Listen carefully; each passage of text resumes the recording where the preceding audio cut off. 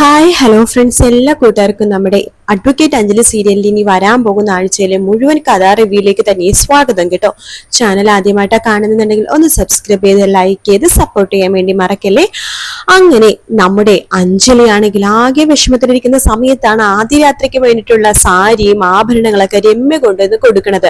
മുത്തശ്ശി അത് നിർബന്ധപൂർവ്വം അഞ്ജലിയുടെ കയ്യിലേക്ക് കൊടുക്കാണ്. അഞ്ജലിക്ക് വേറെ നിവൃത്തിയില്ലാത്തത് കൊണ്ട് മാത്രമാണ് അഞ്ജലി ആ സാരിയും ആഭരണങ്ങളും വാങ്ങിച്ചത് കേട്ടോ. അതിനുശേഷം പിന്നീട് കാണിക്കുന്നത് നമ്മുടെ അർജുനെയായിരുന്നു. അർജുനാണെന്നുണ്ടെങ്കിൽ റൂമിലേക്ക് പോകുമ്പോൾ അവിടെ ആദ്യരാത്രിക്കുള്ള ഒരുക്കങ്ങളും കാര്യങ്ങളൊക്കെ ചെയ്തിരിക്കുകയാണ് നമ്മുടെ ഗോവിന്ദൻ ചെറിയച്ഛനും പിള്ളേരും എല്ലാരും കൂടി ചേർന്നിട്ട്.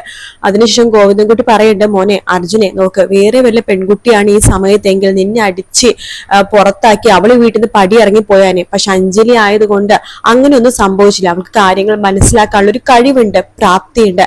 അതുകൊണ്ട് എടാ ഒരു സ്കോപ്പ് ഉണ്ടടാ, നീ ഇന്ന് മനസ്സ് തുറന്ന് സംസാരിക്കും, നിങ്ങളുടെ ജീവിതം ഇന്ന് തൊട്ട് തുടങ്ങട്ടെ എന്നൊക്കെ ഗോവിന്ദനുണ്ണി പറയുമ്പോൾ അതിലൊരു സ്കോപ്പ് ഉണ്ടെന്ന് അർജുനും തോന്നുകയാണ്. ആ ഒരു ഭാഗത്തോടെയാണ് ഇന്നലെ എപ്പിസോഡ് തീർന്നിട്ടുണ്ടായിരുന്നത്. അങ്ങനെ അർജുനാണെങ്കിൽ അഞ്ജലിനെയും കാത്ത് ഇങ്ങനെ ബെഡ്റൂമിൽ ഇരിക്കാട്ടോ. അഞ്ജലി ഇപ്പോ കേരള സാരിയെ കൊടുത്ത് മുല്ലപ്പൂവൊക്കെ വെച്ച് നാണമൊക്കെ കുണുങ്ങി കയ്യിലൊരു ഗ്ലാസ് പാലൊക്കെ ആയിട്ട് വരുന്നത് സ്വപ്നം കണ്ട് അങ്ങനെ തന്നെ കിടക്കാണ് അർജുൻ. അതേസമയം കാവ്യാണെങ്കിൽ എന്നെ പറ്റിച്ച് അവൻ വിവാഹം കഴിച്ചല്ലേ ആ അഡ്വക്കേറ്റ് അഞ്ജലിന, ഇന്ന് അവർ ആദ്യ രാത്രി ആഘോഷിക്കാൻ പോവാണല്ലേ, ഇല്ല ഞാൻ സമ്മതിക്കില്ല, ഒരിക്കലും സമ്മതിക്കില്ല എന്ന് പറഞ്ഞിട്ട് കാവ്യ അവിടെ ഒരു കത്തി വെച്ചിട്ട് ആപ്പിളൊക്കെ മുറിച്ചുകൊണ്ടിരിക്കുകയായിരിക്കും. ആ കത്തി എടുത്തിട്ട് പതുക്കെ വീട്ടിൽ നിന്ന് പുറത്തേക്ക് ഇറങ്ങാണ്. അത് കാണുന്ന കുറുപ്പും ഭാര്യയും കൂടി കാവ്യനെ പിടിച്ചു നിർത്തുന്നുണ്ട്. നീ എവിടേക്കായി പോകുന്നത്? എനിക്ക് പോണം, എനിക്ക് ശംഖുചക്രത്തിലേക്ക് പോണം. എടോ താൻ എന്നെ ചതിച്ചല്ലേ എന്ന് അച്ഛനോട് ചോദിക്കുകയാണ്. മോളെ നീ എന്തൊക്കെയാ മോളെ പറയണത്? എനിക്കെല്ലാം മനസ്സിലായി. അവിടെ ആ ശംഖുചക്രത്തിലെ അർജുന്റെ പിന്നെ ആ ചേരി പ്രദേശത്ത് ജനിച്ചു നടന്ന കോളനിക്കാരി അഡ്വക്കേറ്റ് അഞ്ജലിയുടെ വിവാഹം കഴിഞ്ഞു അല്ലേ, ഇന്ന് അവരുടെ ആദ്യ രാത്രിയാണല്ലേ എന്നൊക്കെയാ ചോദിക്കണം. മോളെ ഈ പൊട്ടത്തരൊക്കെ നിന്നോട് ആരാടി പറഞ്ഞത്? അത് ആരെങ്കിലും ആവട്ടെ, അപ്പൊ കേട്ടത് സത്യം തന്നെയാണല്ലേ? സേതു പറയണ്ട്, ഇല്ല മോളെ നീ കേട്ടതൊന്നും സത്യമല്ല, ഇതൊന്നും നടക്കാത്ത കാര്യം നീ പറയുന്നത്. ഈ കള്ളമൊക്കെ പച്ചക്കള്ളമൊക്കെ നിന്നോട് ആരാ പറഞ്ഞത്? ഇത് ഈ പറഞ്ഞ ആൾക്കാർ ആരാണെന്ന് മോള് പറ എന്ന് പറയുമ്പോൾ ആ പറഞ്ഞ ആളാണെന്ന് പറയേണ്ട കാര്യമൊന്നുമില്ല. ഞാൻ കേട്ട കാര്യം സത്യമാണെന്ന് എനിക്ക് മനസ്സിലായി. അവരുടെ കല്യാണ ഫോട്ടോ ഞാൻ കണ്ടു, എനിക്കറിയണം ആ അർജുൻ പിന്നെ എന്തിനാണ് എന്നെ വിവാഹം കഴിക്കാൻ വേണ്ടി സമ്മതിച്ചതെന്ന്. ആ അഞ്ജലി അവള് ഞാൻ കൊല്ലും, അതിനു വേണ്ടി ഞാൻ പോണത്. മോളെ നീ ഒന്ന് അടങ്ങ്. നോക്ക്, നിന്റെ അച്ഛനല്ലേ ഈ പറയണത്. നിന്നെ അങ്ങനെ അവരാരെങ്കിലും പറ്റിച്ചെങ്കിൽ ഈ അച്ഛൻ അവരെ ജീവനോട് ജീവിക്കാൻ സമ്മതിക്കുമെന്ന് നിനക്ക് തോന്നുന്നുണ്ടോ മോളെ? ഒരിക്കലും അച്ഛൻ അങ്ങനെ സമ്മതിക്കില്ലടി. നീ ഒന്ന് അടങ്ങ് മോളെ. സേതു നീ ഇവളെയും വിളിച്ചോണ്ട് അകത്തേക്ക് പോ, അല്ലെങ്കിൽ ഇനി കൊലപാതകത്തിനും കൂടി കോടതി കയറി ഇറങ്ങാൻ എനിക്ക് വയ്യ. അല്ലെങ്കിൽ തന്നെ മോന്റെ കേസ് കോടതിയിൽ ഇപ്പൊ അങ്ങോട്ടും ഇങ്ങോട്ടും വിചാരണയായിട്ട് തട്ടിക്കളിച്ചോണ്ടിരിക്കുകയാണ്. ഇനി ഇവളും കൂടി എന്തെങ്കിലും അബദ്ധം കാണിച്ച രണ്ട് മക്കൾക്ക് വേണ്ടി കോടതി കയറി ഇറങ്ങിയതിന്റെ ആയുസ് അങ്ങോട്ട് തീരും. മോളെ ഞാൻ പറഞ്ഞ നീ ഒന്ന് കേക്ക് എന്ന് പറഞ്ഞിട്ട് നമ്മുടെ കാവ്യനെ പിടിച്ചു വലിച്ച് റൂമിൽ കൊണ്ട് ലോക്ക് ഇടുകയാണ് നമ്മുടെ കുറുപ്പും സേതുവും കൂടി ചേർന്നിട്ടോ. അതിനുശേഷം പിന്നീട് കാണിക്കണം നമ്മുടെ അർജുൻ ഇങ്ങനെ കാത്തിരിക്കുമ്പോഴേക്കും അഞ്ജലി ഒരു ഗ്ലാസ് പാലൊക്കെ ആയിട്ട് അവിടേക്ക് വരുവാണ്. അർജുൻ ഭയങ്കര സന്തോഷത്തോടു കൂടി തന്നെ അഞ്ജലിനെ നോക്കുമ്പോ അഞ്ജലി കുറച്ച് വിഷമത്തോടു കൂടിയിട്ടാണ് റൂമിലേക്ക് കയറി വരുന്നത്. അർജുൻ അഞ്ജലിയുടെ അടുത്ത്, എടോ താനെന്തിനെ വിഷമിക്കുന്നത് എന്ന് പറഞ്ഞിട്ട് അഞ്ജലിനെ പിടിച്ച് കട്ടിലിരുത്താട്ടോ. എന്നിട്ട് റൂം ലോക്ക് ചെയ്യാണ്.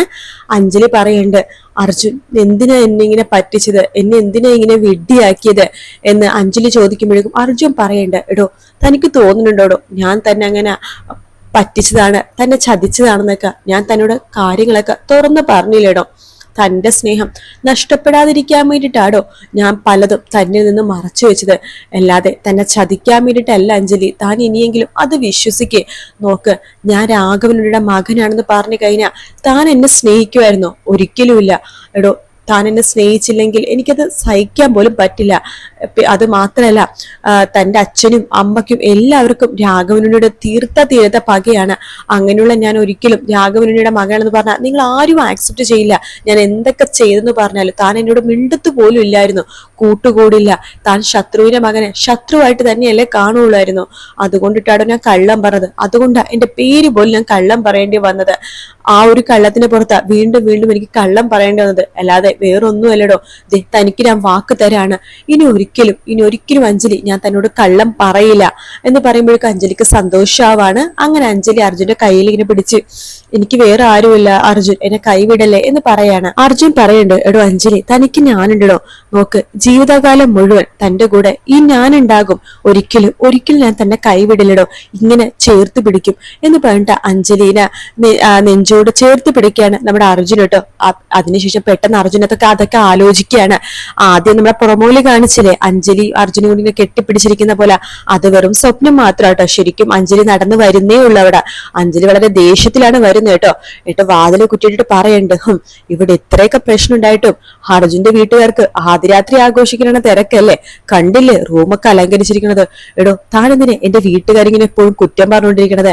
എന്റെ അച്ഛൻ തന്നോട് ഒരുപാട് തെറ്റുകൾ ചെയ്തിട്ടുണ്ട്, പിന്നെ തന്റെ ചേച്ചി അനുപമ തന്നോട് മുമ്പും തെറ്റുകളും തന്നോട് ഒരുപാട് ക്രൂരതകളൊക്കെ ചെയ്തിട്ടുണ്ടെന്ന് ശരിയാണ്. പക്ഷെ എന്റെ വീട്ടിലെ ബാക്കി എല്ലാരും തെറ്റായിട്ട് കാണല്ലേടോ. ഇതൊക്കെ എന്റെ അനിയത്തിമാരും ഒരുക്കിയതാണ്, എന്റെ ചെറിയച്ഛനും. പിന്നെ തന്നെ ഒരുക്കിയത് എന്റെ മുത്തശ്ശിയും ചെറിയമ്മയൊക്കെയാണ്. അവരൊക്കെ വളരെ നല്ല ആൾക്കാരാ, വെറുതെ അവരെ കുറ്റം പറയാൻ നിക്കല്ലേ, വളരെ നല്ല ആൾക്കാര് എന്നൊക്കെ പറഞ്ഞിട്ട് അഞ്ജലി കുറച്ച് കാര്യങ്ങൾ അങ്ങനെ പറഞ്ഞു കൊടുക്കാണ്. എല്ലാവരും ദുഷ്ടന്മാരാ, എല്ലാം ചതിയന്മാരാ എന്നൊക്കെയുള്ള രീതിയിൽ, അതായത് പറയുമ്പോ എല്ലാവരും ഉൾപ്പെടുത്തുന്ന രീതിയിൽ അഞ്ജലി സംസാരിക്കുമ്പോൾ അത് അർജുനെ പിടിക്കുന്നില്ല. അർജുൻ പറയുന്നുണ്ട്, അഞ്ജലി ഞാൻ തന്നോട് പറഞ്ഞു, തന്റെ സ്നേഹത്തിന് വേണ്ടി തന്നെ കിട്ടാൻ വേണ്ടി ഞാൻ കുറച്ച് കള്ളം പറഞ്ഞു, അതിന്റെ പേരിൽ താൻ എന്റെ വീട്ടുകാരെല്ലാരും കുറ്റം പറയല്ലേ എന്നൊക്കെ പറഞ്ഞിട്ട് രണ്ടുപേരും വഴക്കാട്ടോ അവിടെ ഉണ്ടാവണത്. ശേഷം അർജുൻ ഒരു തലയണയും ഒരു പുതപ്പ് എടുത്തിട്ട് നേരെ അവിടെ ഉണ്ടായിരുന്ന ബാൽക്കണി ഉണ്ടായിരുന്ന ദിവാങ്കൂട്ടിൽ പോയി കിടന്ന് ഉറങ്ങാണ് ചെയ്യണത്. അഞ്ജലി ബെഡ്റൂമിൽ തന്നെ അങ്ങനെ തന്നെ ഇരുന്ന് കരഞ്ഞുകൊണ്ട് അഞ്ജലിയും അറിയാണ്ട് എപ്പോഴേക്കും കണ്ണടയ്ക്കാണ്. പിറ്റേ ദിവസം രാവിലെ ആകുമ്പോഴേക്കും നമ്മുടെ അഞ്ജലി ആയിരുന്നുണ്ടെങ്കിൽ രാഘവനുണ്ണിക്ക് ഒരു ഗ്ലാസ് ചായ കൊടുക്കാൻ വേണ്ടിയിട്ട് ഉമ്മറത്തേക്ക് വരുന്നുണ്ട്. ആ സമയത്ത് നമ്മുടെ ഹരിവക്കീലും അവിടെ ഉണ്ട് കേട്ടോ. ചായ കൊടുക്കുമ്പോഴേക്കും നമ്മുടെ രാഘവനുണ്ണി ആ ചായ കുടിക്കുകയാണ്. ഇതെന്ത് ചായ എന്ന് പറഞ്ഞിട്ട് ആ ചായ മുറ്റത്തേക്ക് എറിഞ്ഞിട്ട് പറയുന്നുണ്ട്, നിന്റെ തള്ളേം തന്തേം നിനക്ക് ചായ ഉണ്ടാക്കാൻ പോലും പഠിപ്പിച്ചിട്ട് തന്നിട്ടില്ലടി പെണ്ണെ എന്ന് ചോദിക്കുമ്പോ അഞ്ജലി തിരിച്ചൊരു മറുപടി പറയുന്നുണ്ട്, അതെ ഈ ചായ ഉണ്ടാക്കിയത് ഞാനല്ല, അങ്ങയുടെ പ്രിയ പത്നി നന്ദിനിയാണ്, ഞാൻ ആ ചായ കൊണ്ടുവന്നെന്ന് മാത്രമേ ഉള്ളൂ എന്ന് പറയുമ്പോ പിന്നീട് രാഘവനുണ്ണിക്ക് ഒന്നും പറയാൻ പറ്റാത്ത അവസ്ഥ കേട്ടോ. അഞ്ജലിക്ക് ചെറിയ ചിരിയും വരുന്നുണ്ട്, ദേഷ്യവും വരുന്നുണ്ട്. അഞ്ജലി അകത്തേക്ക് കയറി പോകുവാണ് ചെയ്യണത്. അതിനുശേഷം അനുപമയാണെങ്കിൽ കുറുപ്പിനോട് പോയി കണ്ടിട്ട് പറയുന്നുണ്ട്, നമുക്ക് അഞ്ജലി ജീവനോട്ടിരുന്ന നമ്മുടെ രണ്ടു കൂട്ടർക്കും നഷ്ടങ്ങൾ മാത്രമേ സംഭവിക്കുള്ളൂ ഇനി അങ്ങോട്ട്, അതുകൊണ്ട് നമുക്ക് അഞ്ജലിനെ ഇല്ലാതാക്കണം എന്ന് പറഞ്ഞിട്ട് കുറുപ്പായിട്ട് കൈ കോർക്കാണ് നമ്മുടെ അഞ്ജലി. ശേഷം കാവ്യനെ കെട്ടിപ്പിടിച്ച് പറയുന്നുണ്ട്, മോള് വിഷമിക്കണ്ട, ഈ ചേച്ചിയുണ്ട് മോളുടെ കൂടെ എന്ന് പറയാണ്. ശേഷം രാത്രി ആവുമ്പോഴേക്കും അഞ്ജലിനെയും അർജുനെയും ഇല്ലാതാക്കാൻ വേണ്ടി ഒരു വാടക ഗുണ്ടനെ ഏർപ്പാടാക്കുന്നുണ്ട്. അയാള് വാടക ഗുണ്ടയാണോ അതോ അനുപമയാണോ കുറുപ്പാണോ എന്നറിയില്ല, മുഖമൊക്കെ മൂടിയിട്ടാണ് അവിടേക്ക് വരുന്നത് കേട്ടോ. കത്തിയെടുത്ത് കുത്താൻ വേണ്ടി പോകുമ്പോഴേക്കും അർജുൻ രാത്രി പെട്ടെന്ന് നെട്ടി എഴുന്നേറ്റ് അതിന് തടയാണ്. അഞ്ജലിനെ കുത്താൻ വേണ്ടി വരുമ്പോ അയാളുടെ കൈ പിടിച്ച് തടയുവാണ് ചെയ്യണത്. അപ്പൊ ആ ഒരു ഭാഗമാണ് നമുക്ക് വീക്കെൻഡ് പ്രൊമോ ആയിട്ട് കാണിച്ചിരിക്കുന്നത് കേട്ടോ. വീഡിയോ ഇഷ്ടപ്പെട്ട ലൈക്ക് ചെയ്യുക, സബ്സ്ക്രൈബ് ചെയ്യുക, കമന്റ് ചെയ്യുക. മറ്റൊരു വീഡിയോ ആയിട്ട് കാണാം. Take care, bye bye.